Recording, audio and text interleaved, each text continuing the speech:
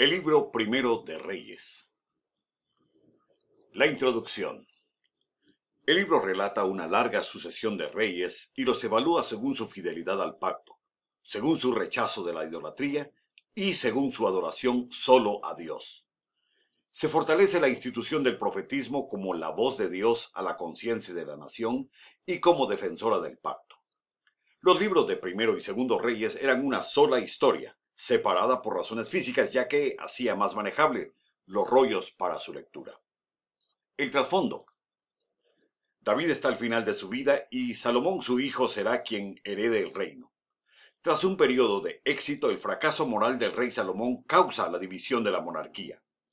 Las malas elecciones de los reyes que le suceden explican por qué los dos reinos terminarán eventualmente en la cautividad. El libro se divide en tres secciones. La primera, en capítulos 1 al 11, es el reinado de Salomón. La segunda sección, de los capítulos 12 al 19, explica la división del reino. La tercera parte y final, capítulos 20 al 22, habla sobre el mal uso del poder.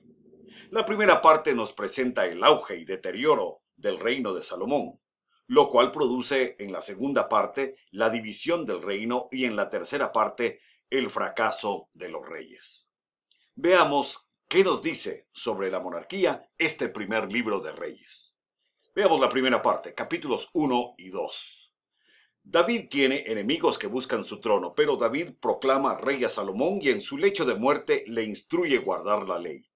Sin embargo, también le pide vengarse de Adonías, Simei y Joab, lo cual contradice a la ley, contradice el pacto. Con todo, Salomón afirma su reino. En capítulos 3 al 4, Salomón pide sabiduría y Dios le premia por pedir algo excelente, concediéndole con ella riquezas. Ambos, tanto la sabiduría como las riquezas, son bienes de la gracia común, deseables, pero que no santifican a quien los posee. Eso se hará claro en la vida de Salomón. En los capítulos 5 al 8, Dios le permite a Salomón construir el templo con recursos que imitan la belleza de la naturaleza y que traen a la memoria el Edén, que fue el primer sitio de encuentro entre Dios y el hombre. El rey traslada al templo el arca del pacto. En capítulos 9 al 11, Salomón hace múltiples alianzas políticas tomando para ello a cientos de esposas de naciones vecinas y adopta a sus dioses trayendo con esas acciones la ruina moral sobre su casa. Insensible a la voz de Dios, incluso instituyó la esclavitud para desarrollar sus proyectos de construcción.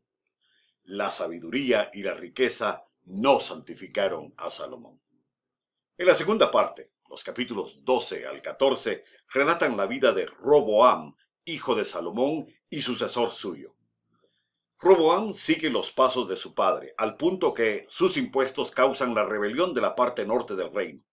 El reino se divide al norte con 10 tribus, y ahí queda Israel, y al sur, Judá y Benjamín. Jeroboam se proclama rey en el norte, creó una nueva religión con 2 becerros de oro, uno en Samaria y otro en Dan, y con nuevos sacerdotes para evitar que Israel fuera a Jerusalén a adorar. Roboam, hijo de Salomón, también permitió la idolatría en Judá, reino del sur, y con ella diversas perversiones morales. En capítulo 15, los reyes del sur se suceden, Abiam y Asa. Este último tomó el tesoro del templo para comprar el favor del rey Ben-Hadad de Siria, un eterno rival de ambos reinos. Baasa y Nadab al norte no son reyes davídicos. En el norte ninguno lo será, y hacen lo malo a los ojos de Dios. En el capítulo 16, el profeta Jehú anuncia juicio sobre Baasa, rey en el norte. Otros reyes del norte, Ela, Zimri y Omri, hacen lo malo y Dios los condena. Aquí empieza también en el reino del norte el reinado del perverso e idólatra Acab, quien tomó por mujer a la cananea Jezabel. En los capítulos 17 al 19, Dios levanta al profeta Elías contra Acab. Elías predice la sequía de 3 años que causó hambruna en Israel, hizo 7 milagros para mover a Acab a la fe en Dios y confrontó a los profetas de Baal. Tras derrotar y aniquilar a los 450 profetas de Baal, huyó atemorizado, pero Dios le confortó. Dios llamó a Eliseo para suceder a Elías, y Eliseo sirvió al profeta como a un padre. En la tercera sección, en el capítulo 20, un profeta anónimo anuncia que Dios entregaría a Ben-Hadad, rey sirio, en manos de Acab.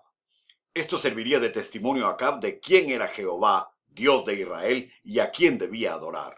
Acab, sin embargo, tras derrotar a Ben-Hadad, hizo pacto con él, y por ello Dios envió al profeta de nuevo, esta vez para juzgar a Acab. En el capítulo 21, Acab roba la propiedad de un campesino por consejo de su esposa, quien además arregla el hurto y la muerte del propietario Nabot. Dios condena a Acab y a Jezabel. Acab se arrepiente y Dios aligera la gravedad de su castigo.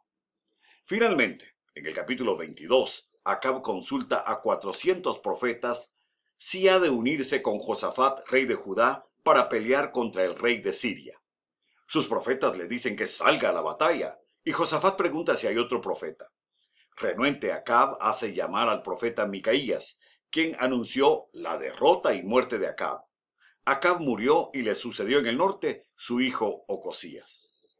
Así termina el libro, mostrando que la decadencia moral y espiritual de ayer y de hoy conducen a la caída de los gobernantes y de los reinos de este mundo. Y ese es el mensaje del primer libro de Reyes.